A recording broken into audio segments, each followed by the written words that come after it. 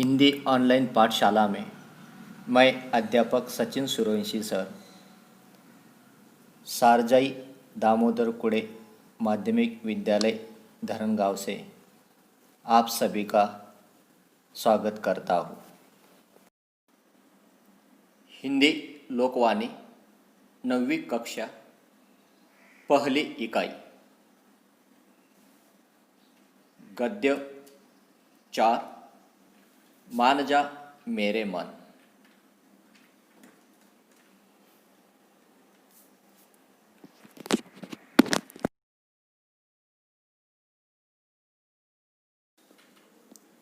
इस गद्य के रचनाकार है रामेश्वर सिंह कश्यप जी।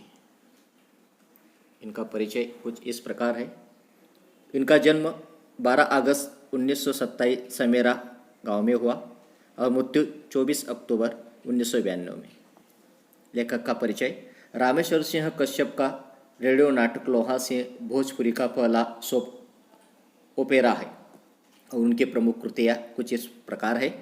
रोबोट, किराए का मकान, पंचर, आखिरी रात, लोहा सिंह आदि नाटक।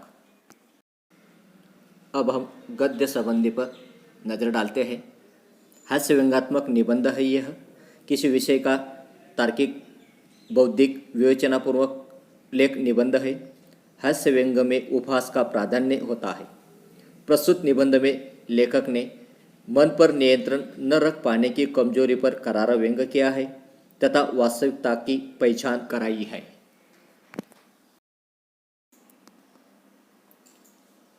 गद्य मान जा मेरे मन। अब इस गद्य के बारे में हम विस्तार से जानकारी लेंगे। इस गद्य का ये पहला भाग है, दूसरा भाग हम बाद में देखेंगे।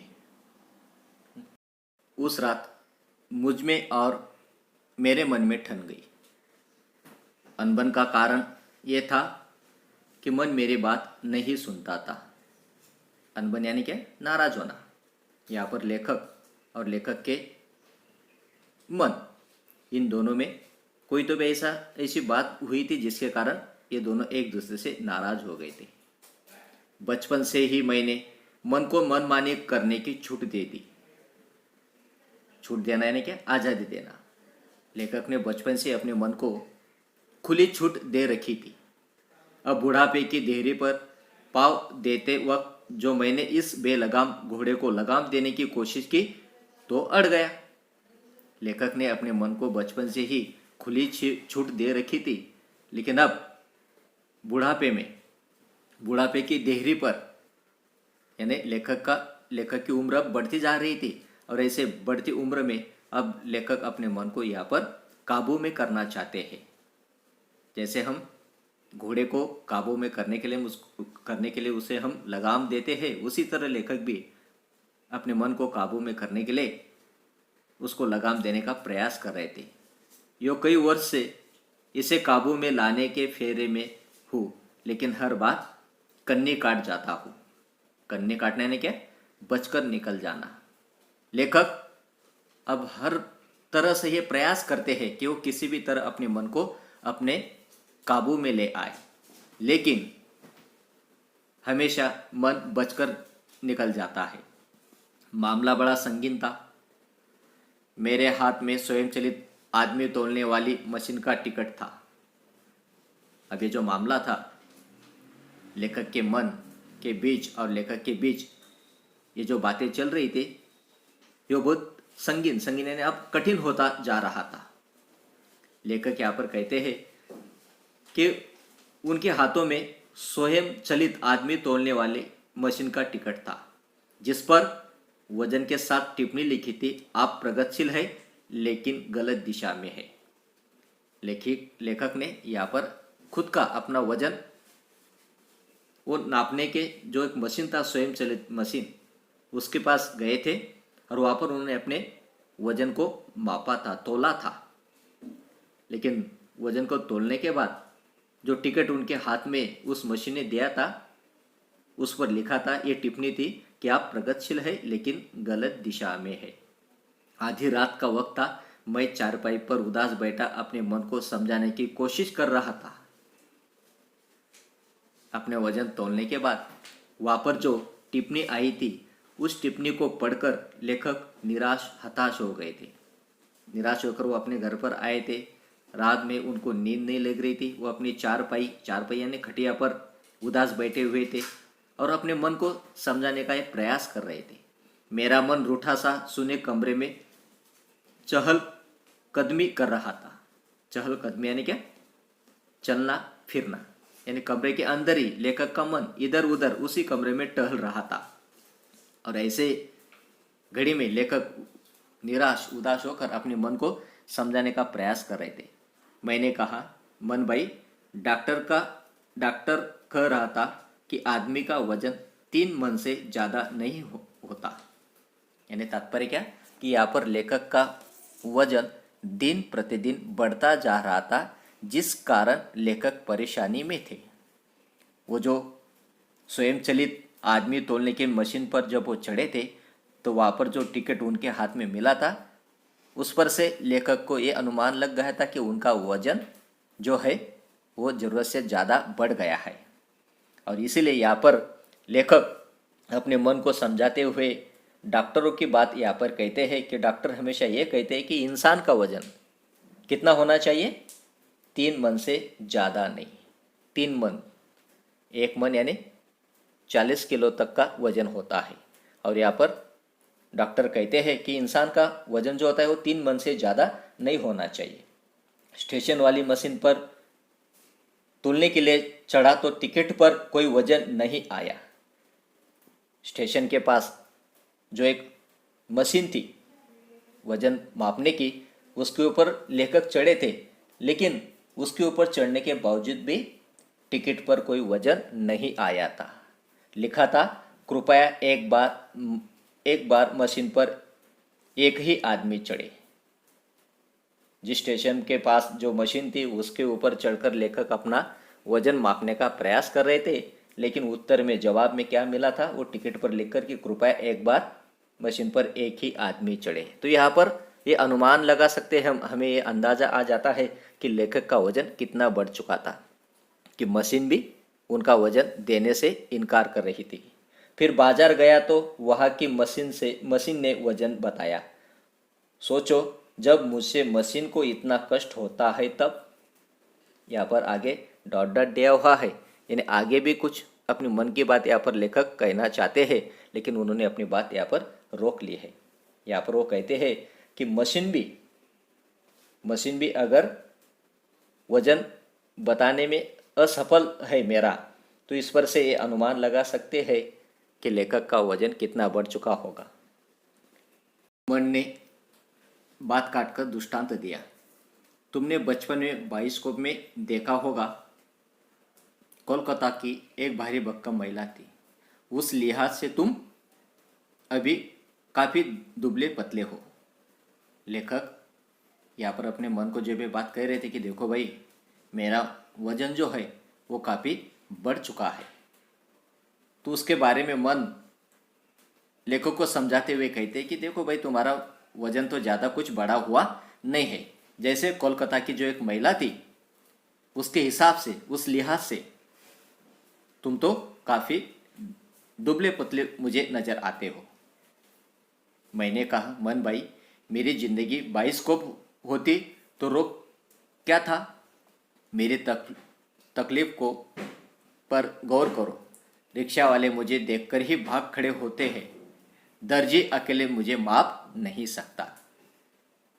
यहाँ पर जो निबंध है ये हास्य व्यंग पर आधारित निबंध है, और इसलिए यहाँ पर लेखक ने ये बातें यहाँ पर बताई है। वो कहते हैं कि मन भाई, मेरी जिंदगी बाइस्कोप होती तो रोक क्या था? तुम मेरे तकलीफ जो है मेरे, उसके ऊपर गौर करो, ध्यान दो। जब मैं किसी रिक्शा वाले को बुलाता हूँ, उसके रिक्शा में बैठने का प्रयास करता हूँ, लेकिन मुझे देखकर रिक्शा वाले भाग खड़े होते हैं। जो दर्जी है, जिस किसी दर्जी के पास मैं अपने कपड़े सिलवाने के लिए जाता हूँ, तो दर्जी अकेला मेरा माप नहीं ले सकता। यहाँ पर हास्य व्यंग की बातें लेखक ने कही है। व्यक्तिगत आक्षेप सुनकर मैं तिलमिला उठा। जब इस प्रकार की जो बातें होती है लेखक के बारे में, रिक्शा वाले लेखक को देखकर भाग खड़े होते, दर्जी लेखक का माप नहीं ले सकता, ऐसे जो व्यक्तिगत आक्षेप लेखक के ऊपर होते हैं तो तिलमिला उठते हैं। तिलमिला उठना यानी क्या? क्रोधित होना। ऐसे वो घटनाएं, ऐसे वो बातें सुनकर लेखक को क्रोध आ जाता है। ऐसी घटना शाम को ही घट चुकी थी। ऐसी और एक घटना लेखक के साथ आज शाम को ही हुई थी। चिरकर बोला, इतने वर्ष से तुम्हें पालता रहा, यही गलती की? मैं क्या जानता था तुम आस्तीन के सांप निकलोगे। आस्तीन के सांप निकलना यानी क्या?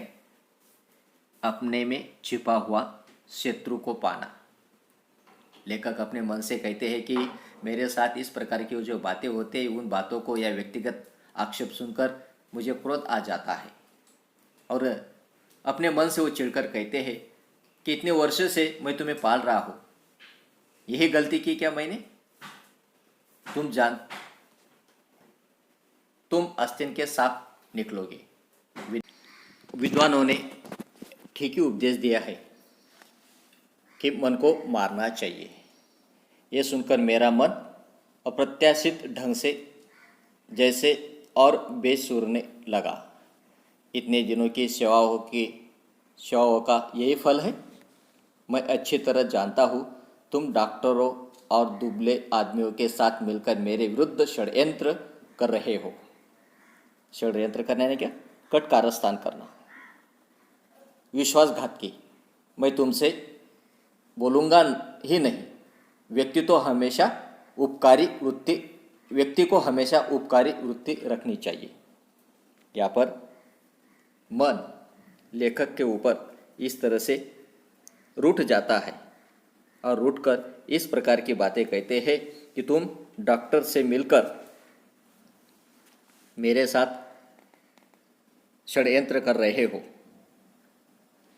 लेकिन इंसान को हमेशा उपकारी वृत्ति रखनी चाहिए, ये बात तुम यहाँ पर भूल रहे हो।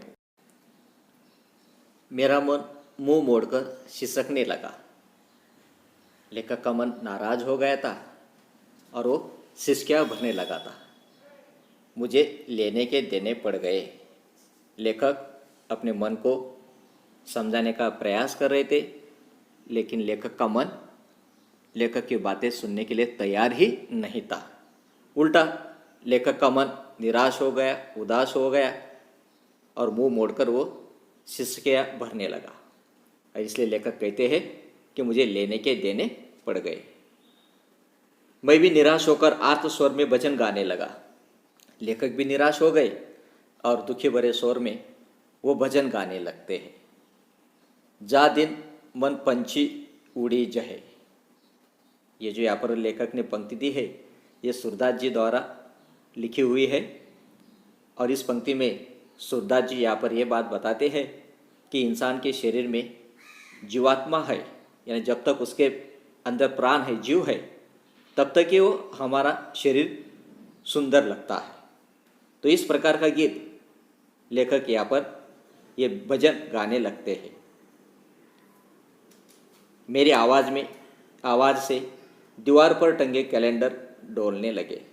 लेखक जब ये भजन गाने लगे, जा दिन मन पंछी उड़े जहे, यह भजन जब वो गाने लगे तो उनके घर के दीवार पर लटके हुए कैलेंडर उनकी उस आवाज़ को, उस गीत को, धुन को सुनकर डोलने लगते हैं। किताबों से लदी टेबल कांपने लगी।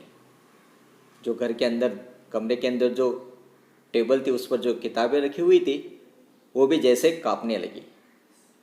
चाय के प्याले में पड़ा चम्मच घुंघरू जैसा बोलने लगा, पर मेरा मन न माना, भिनका तक नहीं। तात्पर्य यहाँ पर लेखक ये बताना चाहते हैं कि जब मैं ये भजन गाने लगा तो मेरे उस गीत को सुनकर कैलेंडर डोलने लगते हैं, टेबल कांपने लगता है, चाय के प्याले में पड़ा हुआ चम्मच घुंघरू के जैसा बोलने लगता है।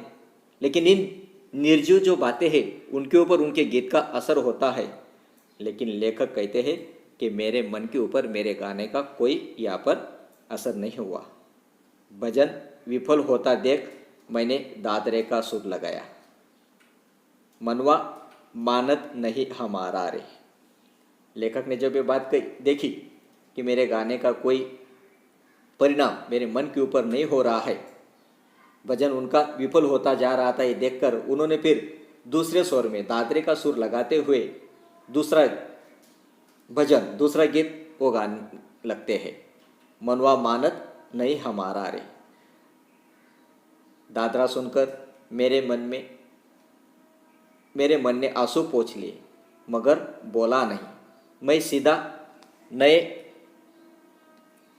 काट के कंठ संगीत पर उतर आया। लेखक ने दादरे के स्वर में दूसरा गीत गाने का प्रयास किया, लेकिन उस गीत का भी कोई असर लेखक के मन पर नहीं हुआ। सिर्फ उसने अपने आंखों में से बहते हुए आंसू को पोंछ लिया, लेकिन लेखक से कोई बात नहीं की।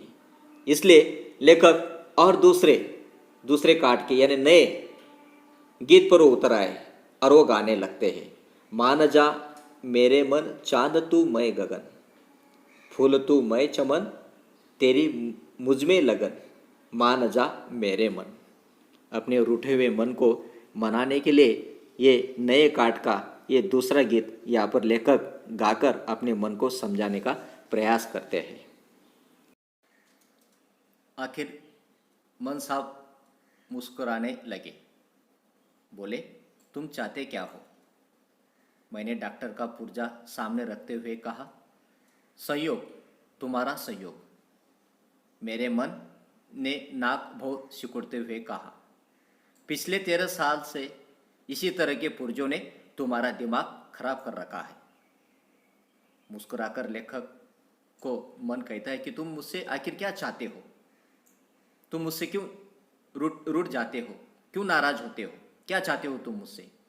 तब लेखक,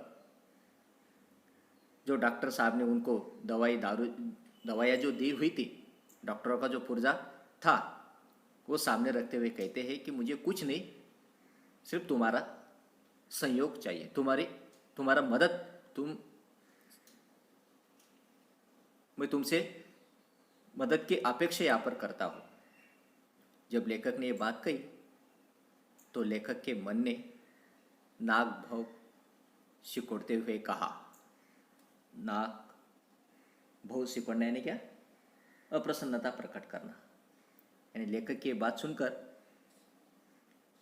मन फिर से नाराज हुआ और नाराज होकर कहता है कि पिछले 13 साल से इसी तरह के पुर्जों ने तुम्हारा दिमाग खराब कर रखा है कि तुम जो डॉक्टर के पास जाते हो, डॉक्टर तुम्हें तरह तरह के पुर्जों यानी दवा देते हैं, और इन्हीं बातों के कारण, इन्हीं दवाइयों के कारण तुम्हारा दिमाग खराब हो चुका है।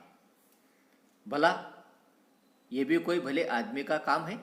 लिखता है खाना छोड़ दो। तुम डॉक्टर के पास जाते हो और डॉक्टर तुम्हें तरह तरह के दवाइयाँ लिख कर देते हैं और कहते हैं कि खाना छोड़ दो। तो कोई भला आदमी ऐसी बात कह सकता है खाना छोड़ने की? तो मैंने एक खट्टे डकार लेकर कहा। मन की वो बात सुनकर लेखक ने खट्टी डकार ली और कहा, तुम साथ देते तो मैं कभी का खाना छोड़ देता। लेखक अपने मन से कहते हैं कि अगर तुम मुझे साथ देते तो कब का मैं खाना भी छोड़ चुका होता। एक तुम्हारे कारण मेरा शरीर चर्बी का महासागर बना जा रहा है। तुम मुझे सहयोग नहीं देते, इसी कारण मेरा जो ये शरीर है ये चर्बी का महासागर बनता जा रहा है। ठीक ही कहा गया है कि एक मछली पूरे तालाब को गंदा कर देती है। यहाँ पर जो कहावत लेखक ने बताई है कि एक मछली पूरे तालाब को गंदा कर देते हैं, तो इसका अर्थ ये होता है कि किसी एक व्यक्ति के अंदर अगर कोई दुर्गुण होता है तो उस दुर्गुण के कारण वो सारे लोगों को, जितने भी उसके आसपास रहते हैं, उन सबको भी बुरा कर देता है, गंदा कर देता है। तो लेखक का कहने का तात्पर्य यहाँ पर ये है कि अपने मन से वो कहते हैं कि तुम्हारे कारण ही मेरा शरीर जो है चर्बी का महासागर बनता जा रहा है। मेरे मन ने उपेक्षापूर्वक कागज पढ़ते हुए कहा। मन और आगे कागज़ पढ़ते हुए उपेक्षापूर्वक, यानी लेखक जो बातें कहते हैं उनकी तरफ ध्यान न देते हुए उस कागज़ को आगे पढ़ते हुए कहते हैं, लिखा है कसरत करो। जैसे खाना छोड़ने के बाद डॉक्टर ने कही थी, उसी तरह डॉक्टर ने और एक बात कही थी कि कसरत करो। कसरत करने के व्यायाम करना। मैंने मुलायम तकिए पर कोहने टेक कर जमाई लेते हुए कहा। कसरत की वो बात सुनकर भी लेखक अपने मन से कहते हैं, जमाई लेते हुए कहते हैं, कसरत करो। कसरत का सब सामान तो है ही अपने पास। कसरत करने के लिए, व्यायाम करने के लिए जो भी कुछ सामान लगता है वो तो सब अपने पास है ही, सब शुरू कर देना है। कसरत का जो भी सामान लगता है कसरत करने के लिए, व्यायाम करने के लिए, वो तो हमारे पास सब है, लेकिन सिर्फ शुरू करने की देरी है। वकील साहब पिछले साल सुर्खी कूटने के लिए मेरा मुकद्दर मांगकर ले गए थे, कल ही मंगा लूँगा। सुर्खी कूटने ने क्या, अपना महत्व बढ़ाना। लेखक के पास ही उनके पड़ोस में रहने वाले जो वकील साहब हैं, वो पिछले साल से सुर्खी कूटने के लिए उनका मुकद्दर ले गए हैं। मुकद्दर यानी क्या, एक व्यायाम करने का एक औजार होता है जिनको हम हाथों में पकड़कर गोल गोल घुमाते हैं। वो एक साल से वकील साहब के यहाँ पड़ा हुआ है, कल ही मैं उनसे मंगवा लूँगा। तो छात्र, यहाँ पर हमारा जो गद्य है ये बहुत बड़ा होने के कारण इस गद्य को हम 2 भागों में बांटने वाले हैं। आज का ये पहला भाग है। दूसरा जो इस गद्य का जो दूसरा भाग है वो अगले सप्ताह में हम फिर से आपको भेजेंगे। वो दूसरा भाग आप ज़रूर देखना, भूलना मत।